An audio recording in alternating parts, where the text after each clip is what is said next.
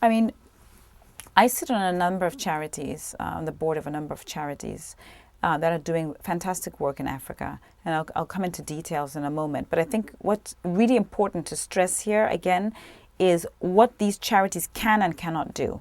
So the charities that I sit on are able to go into these countries and actually provide band-aid solutions, intermediate solutions. They cannot provide jobs, which is where it's really important for us to see much more involvement in the private sector. And that's why I'm talking about this other form of aid, and why it's hampered that opportunity.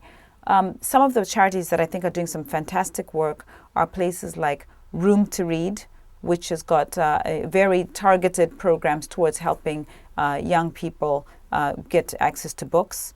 Other charities, for example, I sit on the board of a charity called Lundin for Africa, which is a very, very clearly defined mandate to try and support through lending projects in microfinance across the continent. And the third charity that I work for, I'm a patron, for whom I'm a patron, is called ARC, Absolute Return for Kids.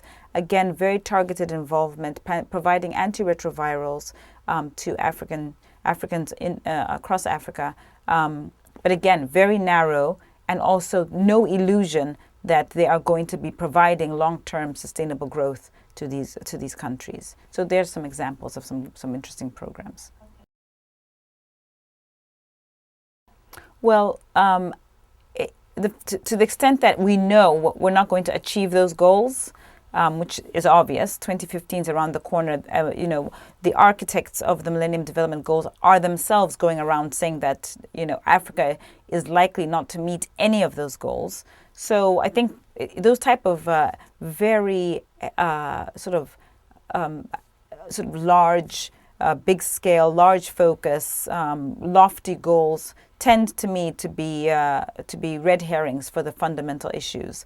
What I'm looking to see is much more active programs to implement the things that we know work, the things that have made China, and India and South Africa and Botswana successful at creating jobs and reducing poverty. That's what we need to focus our efforts on.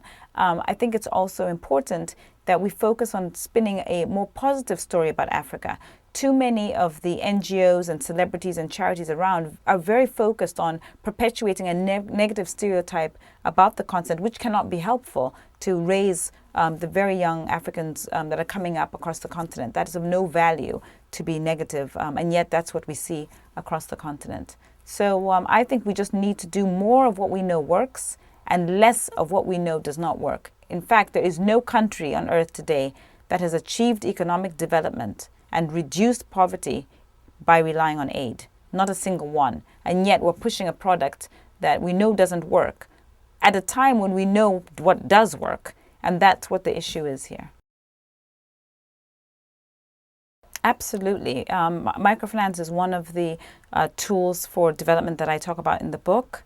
It's an amazing, amazing way of providing support to Africans and people all around the world to finance themselves and therefore be able to stand on their own 2 feet. They can provide themselves with an income, provide education and healthcare to their children.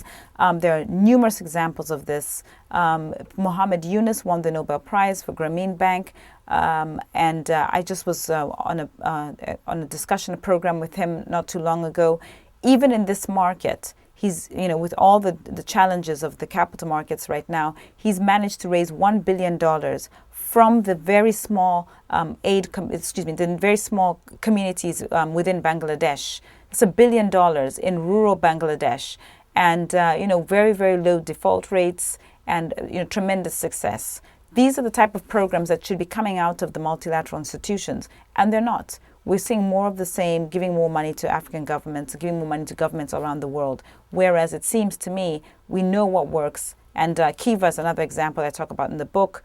It's an internet interface for minimum of $25. You can lend to an entrepreneur anywhere around the world. Again, helping to finance a job. And again, lending is the operative word, gives an opportunity for Africans on the ground to actually meaningfully change their lives.